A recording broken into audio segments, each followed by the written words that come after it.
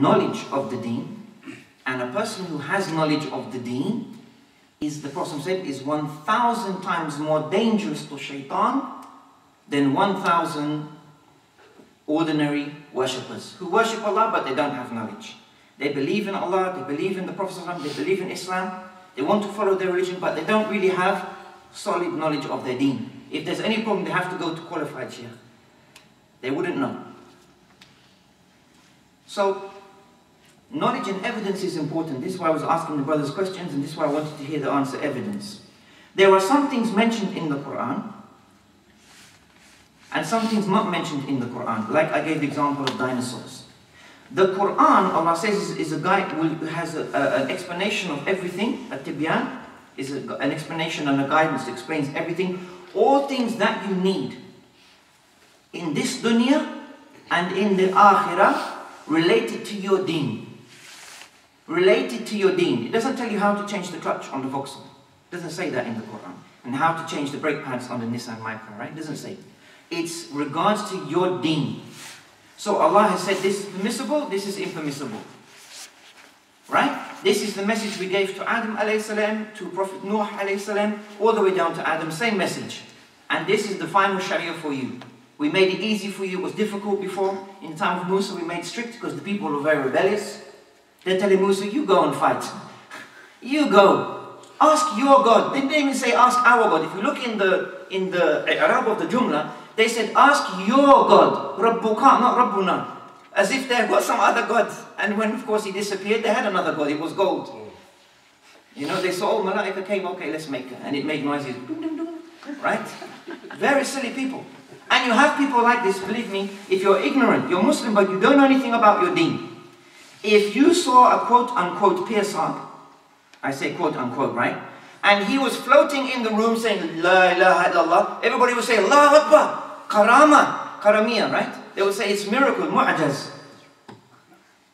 But this could be somebody worshipping and working with the jinn, because we don't have knowledge. Did Abu Hanifa fly in the air? Yes or no? No. Imam Shafi'i, Malik, Ahmad, Bukhari, Muslim? You have to be careful. Have to be careful. Knowledge precedes speech and actions. Al-ilmu qabla al-qawli wal-amal, as Imam al-Bukhari mentioned. You have to know before you say anything, before you do any action. So the whole series of the lectures that they're doing is based upon knowledge. Why is it important for, why did I say this lecture is based for Muslims who were raised in the West, who were taught, or, because you have westernized Muslims all over in the Muslim world, or people who were taught, educated as children by westernized people, westernized Muslims. Why? Because from being westernized, it means you have a belief and you will judge the Quran based upon this pre-existent set of beliefs that you already have. Okay? I do a lot of lectures, and before I became Muslim, I read the Quran, you know, from Fatiha all the way to Surah An-Nas. And I said, well, hang on a minute, where's the thing on how to blow up the trains in London? I didn't find that chapter. You know, where's the bit that says, you know, you have to be rude to your wife and beat your wife? I didn't find that. I was, you know, confused. Where does it say you have to be illiterate and educated? Because, you know, you look at most people, they're illiterate and educated. I didn't find that. I kept saying, learn, have knowledge, fa'alum. So what Quran was the opposite of what I thought, right? Where is Quran only for Arabs, only for Pakistani, only for Somali? It didn't mention Somalis in the Quran. It mentioned only people who believe. And it mentioned alamin, all of the alim is from, in Arabic, it means the one who possesses knowledge. Right? Yeah? This is very important.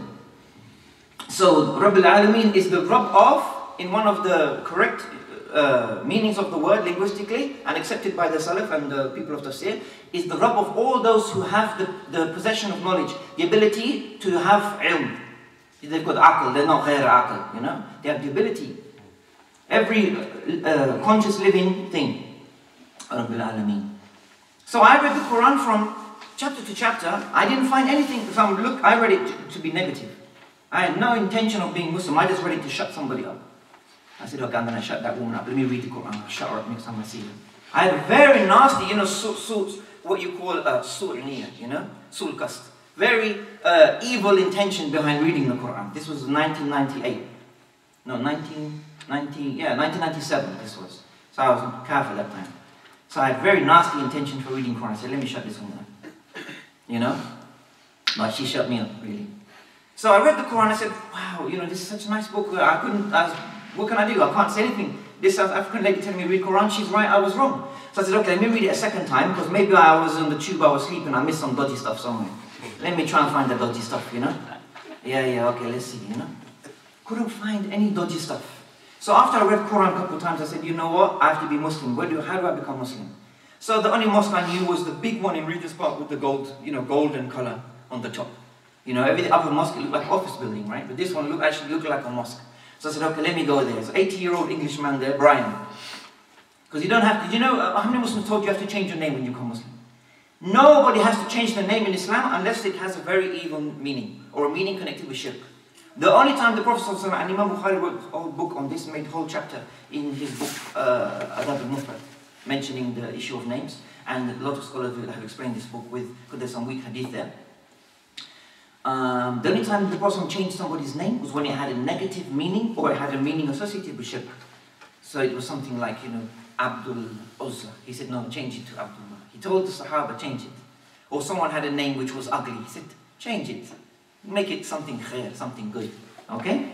So you don't have to change your name when you're Muslim. If your name was John before Islam, you become Muslim, you're still John. Alright? But you can be Abdullah John, or John Abdullah, up to you. You don't have to change your name. So, Brian is 80 years old, been Muslim, you know, since the 60s or something. He's in the masjid, and he gives the class every Sunday. They have a notice board, their class for new Muslims. Every masjid should do this and hold these classes even if nobody turns up. Because if they didn't have that notice board, maybe I would be shook.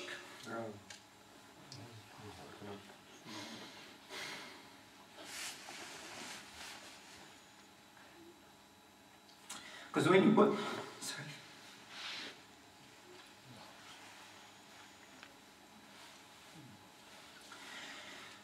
Even till today, when you walk into the masjid in Regent's Park, it has a notice board.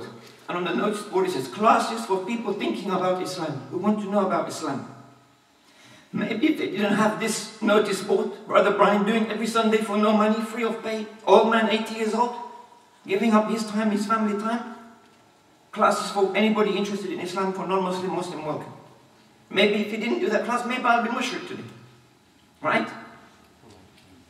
Every masjid should do these classes. Even if nobody turn up. It's okay. So I went to this class.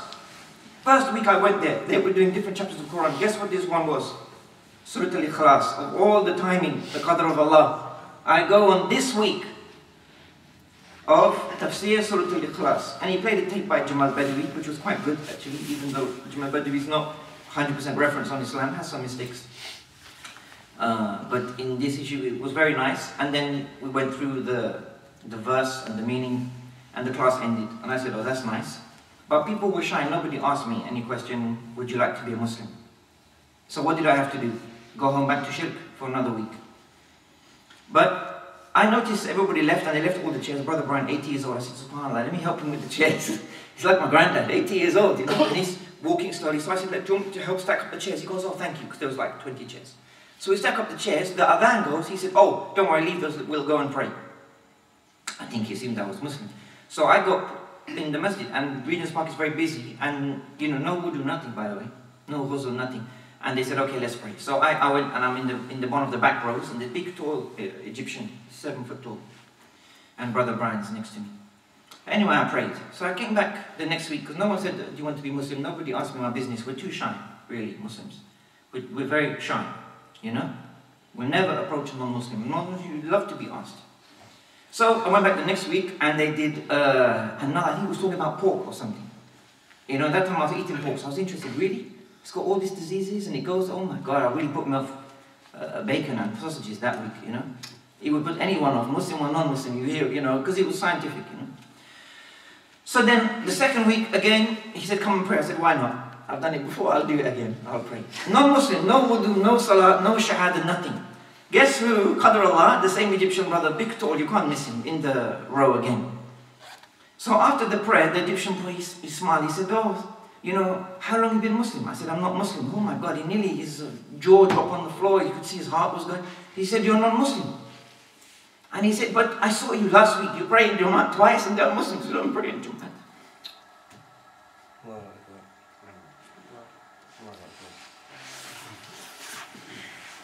He said, you pray in Jummah twice. Qadrullah, you know, he's saying that. And he said, there are Muslims who don't pray in Jummah. Okay. So he took me to see Sheikh Atiyah and I became Muslim. And Sheikh Atiyah, very clever, in 5 minutes, he went through Tawheed Rububiyyah, Tawheed Uluhiyyah, Asma wa Sifat, Risalat al-Nabi. Khalas. 5 minutes Shahada, that's how you do it. That's expert dai. Not that he's there anymore, went back to Egypt. But that's real dai. None of this nonsense going around about the bush, this and that. Tawheed Allah, Ithbat, Al-Khaliq, Rububiyyah, Asma wa Sifat, and then Ithbat, Rusul, Risala, Shahada. If someone has a problem with the existence of Allah, they don't accept that, there's no more conversation. Forget about hijab, forget about niqab, forget about beard. This person doesn't believe Allah exists, there's the end of conversation. And then being irrational. If they can present an irrational argument, then we're going to listen, but they can't. So, why we mention this, or give you a little background history behind me, because the knowledge of the Muslims, knowledgeable Muslims, not unknowledgeable, unlearned Muslims, for want of a better word, ignorant Muslims, that didn't impress me. Ignorant Muslims never impressed me till today. Knowledgeable Muslim really impressed me from the first day. Brian is 80 years old, Englishman, but he reads Qur'an, and he reads Tafsir Tabari, and he reads Tafsir Qurtubi, and Ibn Kathir. I was really impressed. This guy knows his stuff, you know. And then the Richard brother knows his stuff, and the Sheikh Atiyah in the Masjid knows his stuff. So knowledge impressed me. And it was the knowledge that still impressed me till today that Allah has given us in the Qur'an. Knowledge of how to be successful in this life and in the next life. Allah mentions the purpose of the creation. Why He created us. Allah even goes further and mentions how He created us. Does Allah have to mention how He created us? It doesn't have to. The fact that we're here is enough, right? If I see, and this was something that Imam Shafi'i mentioned, he said, if I see in the sand, on the beach, in the wet sand, you know the wet sand, yeah? If you put your foot in the wet sand, what does it leave? Definitely, yeah? The wet sand. You agree, yeah? Imam Shafi'i said, I see the animal's footprints in the wet sand on the beach. He said, this is evidence, clear evidence that an animal walked on the beach. Does anybody argue, yes or no? Everybody agree? This is common sense, rational, scientific evidence. There's the evidence, it can only have one conclusion. So we ask non-Muslim, is it iPhone? Very posh. Is this unintelligent design or very intelligent design? Which one?